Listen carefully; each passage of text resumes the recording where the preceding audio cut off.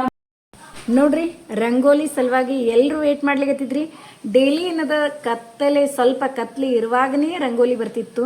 ನಮ್ಮ ಮಳೆರಾಯನ ಸಲುವಾಗಿ ಇವತ್ತು ರಂಗೋಲಿ ಲೇಟಾಗಿ ಬರ್ಲಿರ್ತದ. ಎಲ್ಲ ಕೆಲಸ ಆದ್ಮೇಲೆ ರಂಗೋಲಿ ಹಾಕಿ ಇನ್ನೇನದ ಡ್ರೆಸ್ ಚೇಂಜ್ ಮಾಡೋದದ, ಸ್ಕೂಲಿಗೆ ಹೋಗೋದದ, ಇಷ್ಟು ಕೆಲಸ ನೋಡ್ರಿ ನಂದು.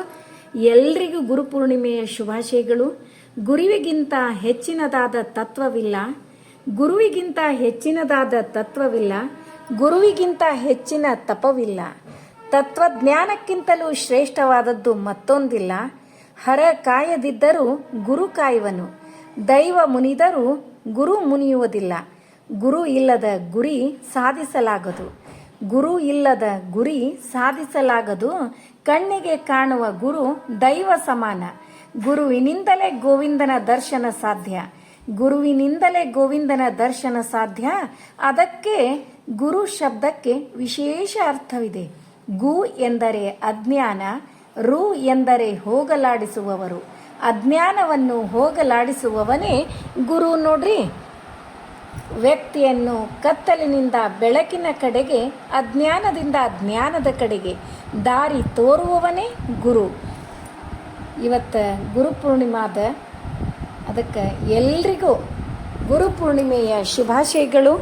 ಮತ್ತು ನಾವು ಅಕ್ಷರ ಜ್ಞಾನವನ್ನು ಕಲಿಸಿದ ಗುರುಗಳಿಗೆ ಮಾತ್ರ ಗುರು ಅಂಥೇಳಿ ಅಲ್ಲ, ನಾವು ಒಬ್ಬರಿಂದ ಏನು ಒಳ್ಳೆಯದನ್ನು ಕಲಿತೀವಿ, ಆ ಒಳ್ಳೆಯ ವಿದ್ಯೆ 4 ಜನರಿಗೆ ಉಪಯೋಗವಾಗುವಂಥದ್ದು ಇರ್ತದೋ ಅದನ್ನು ಯಾರಿಂದ ಕಲ್ತಿರ್ತೀವಿ ಅವರು ನಮಗೆ ನಿಜವಾದ ಗುರುಗಳೇ. ಅಂದ್ರೆ ನಮ್ಮ ಜೀವನದೊಳಗೆ ಎಷ್ಟು ಮಂದಿ ಗುರುಗಳು ಬಂದು ಹೋಗ್ತಾರೆ, ಹೌದಿಲ್ರಿ?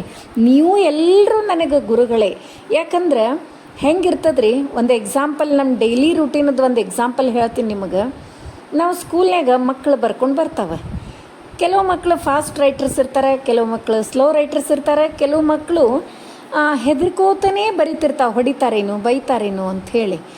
ಹಂಗಿದ್ದು ಹೊತ್ನಾಗ ನಾವು ಸ್ಲೋ ಬರೆಯುವಂಥ ಮಕ್ಕಳಿಗೆ ಎಕಡೆಯೋ ಒಂಚೂರು ಸ್ವಲ್ಪ ಮಿಸ್ಟೇಕ್ ಆಗಿರ್ತಾ ಬರ್ಕೊಂಡು ಬಂದ ಕೂಡಲೇ ವೆರಿ ಗುಡ್ ಹೀಗೆ ಬರಿಬೇಕು ಅಂತ ಹೇಳಿದ ತಕ್ಷಣವೇ ಆ ಮಗುವಿಗೆ ಏನಾಗ್ತದೆ, ಖುಷಿ ಆಗ್ತದೆ. ಅಂದ್ರೆ ನಾನು ಶಾಣೆ ಇದ್ದೀನಿ ಅನ್ನೋ ಒಂದು ಭರವಸೆ ಬರ್ತದೆ.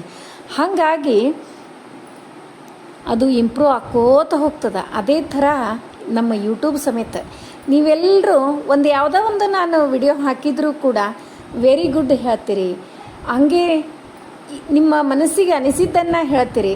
ಅದನ್ನು ಕೇಳಿದಾಗ ನನಗೇನು ಅನ್ನಿಸ್ತದೆ, ನೆಕ್ಸ್ಟ್ ಡೇ ನಾ ಎಷ್ಟೇ ಬ್ಯುಸಿ ಇದ್ದರೂ ಕೂಡ ನನ್ನ ಡೈಲಿ ರೂಟೀನನ್ನು ನಾನೇನು ನಿಮಗಾಗಿ ಸ್ಪೆಷಲ್ ಅಂತ ಏನೂ ಮಾಡಿರಂಗಿಲ್ಲ. ನಾನು ಮಾಡುವುದನ್ನೇ ಡೈಲಿ ನಾ ಏನು ಮಾಡಿರ್ತೀನಿ, ಅಡುಗೆ ಏನು ಮಾಡಿರ್ತೀನಿ, ಮತ್ತು ನಂದೇನು ಸಪ್ರೇಟ್ ಅಂದ್ರೆ ರಂಗೋಲಿ ಅನ್ರಿ, ದೇವ್ರ ಪೂಜೆ ಅನ್ರಿ, ಏನು ಮಾಡ್ತಿರ್ತೀನಿ ಅದನ್ನು ಕೂಡ ಚೂರು ಅಪ್ಲೋಡ್ ಮಾಡಿರ್ತೀನಿ. ಅದೆಲ್ಲವನ್ನು ನೋಡಿ ನೀವು ಖುಷಿಪಟ್ಟು ನನಗೆ ಶಬಾಷ್ ಅಂತ ಹೇಳ್ತಿರಲ್ಲ, ಅದಕ್ಕೆ ನೀವುಗಳು ಎಲ್ಲರೂ ನನಗೆ ಗುರುಗಳೇ. ಅದಕ್ಕೆ ಇದೇ ಥರ ನಿಮ್ಮ ಸಂಬಂಧ ಮುಂದುವರಿಲಿ.